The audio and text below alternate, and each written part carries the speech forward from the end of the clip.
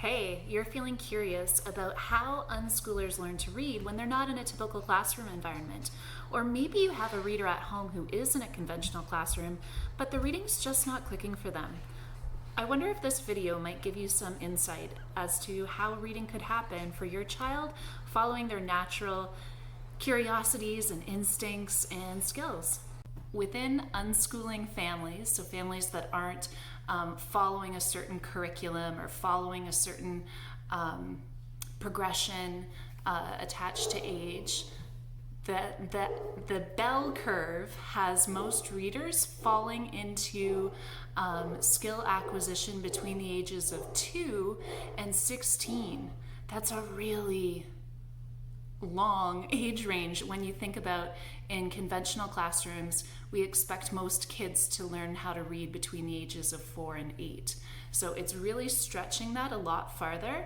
And I think one of the most interesting things about families who unschool and really aren't worried at all about when their kids develop these skills, the age that a child learns how to read seems to have little to no impact on their enjoyment of reading or their expression of that skill. So even kids who, in quotations, are late readers within an unschooling family, they still might go on to do amazing things with their language skills, such as maybe getting a PhD in comparative literature or something like that. So when the skill is acquired, it doesn't really seem to have any impact on how it's used or how much the child, the learner, the person enjoys language and literacy.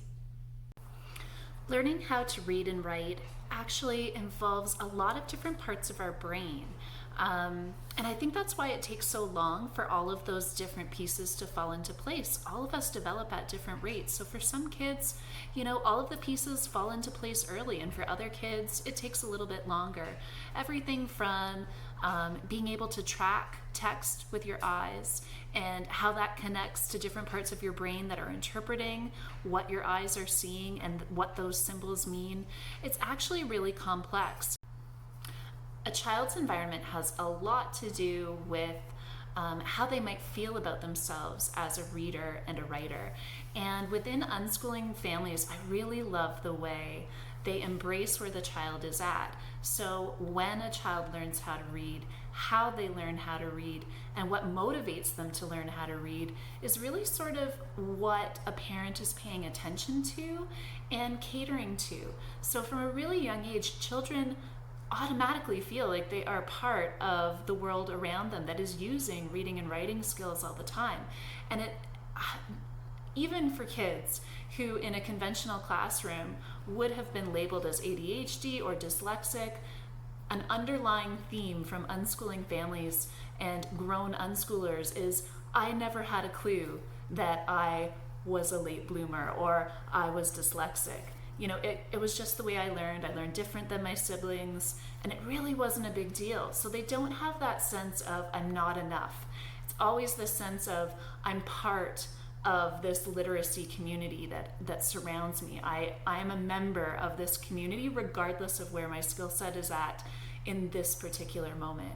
So I love the way that families really embrace where their children are at and look for ways to support them. And it's not a big deal if kids are needing some extra time for those brain development pieces to fall into place, or needing more support in certain areas so that the learning can keep happening.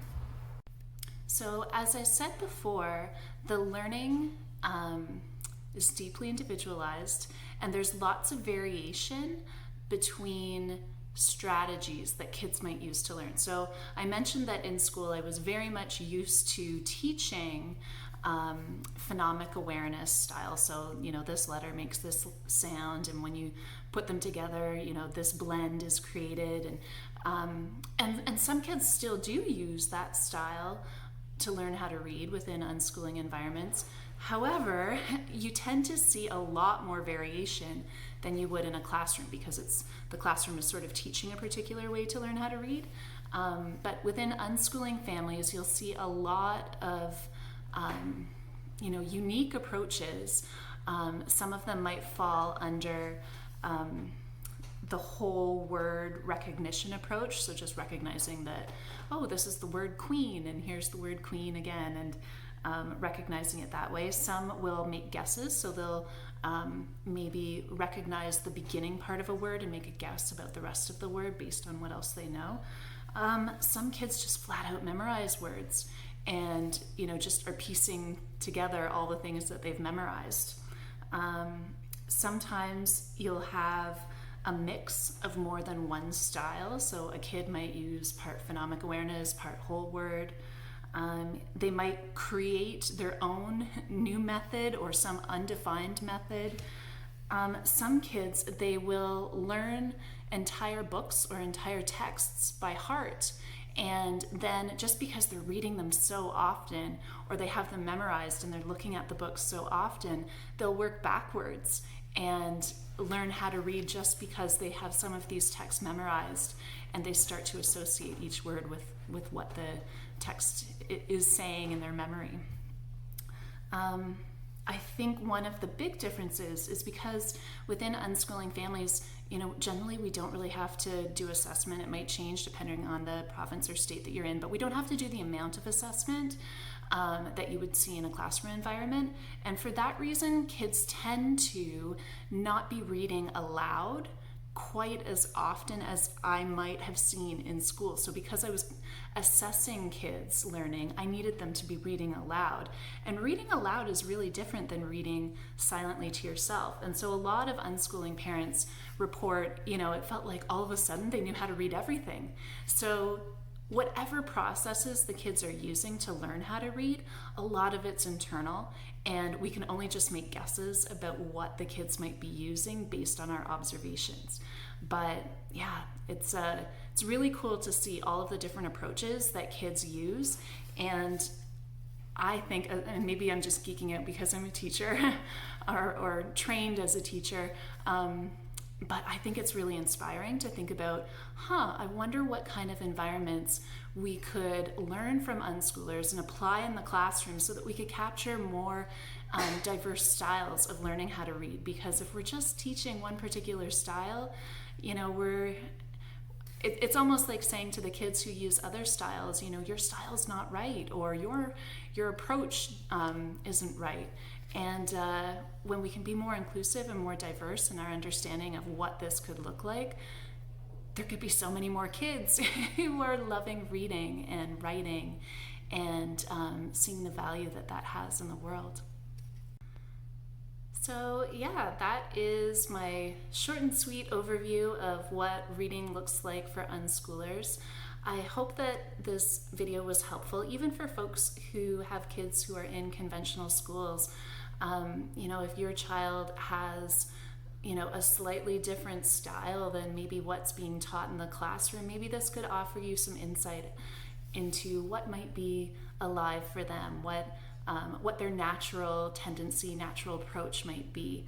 I think the key is that, whether you're unschooling or your kids are in school, we all want our kids to feel like they're a part of the larger community that's using reading and writing all the time. And so I think it's really inspiring to find ways of what works for some people and looking for ways to apply it to your own personal situation. So yeah, I hope this was helpful. Feel free to save this video, share it with a friend if you know someone who's beginning to unschool, starting to unschool, or yeah, maybe you want to save it yourself if you have a neurodivergent learner in a conventional classroom.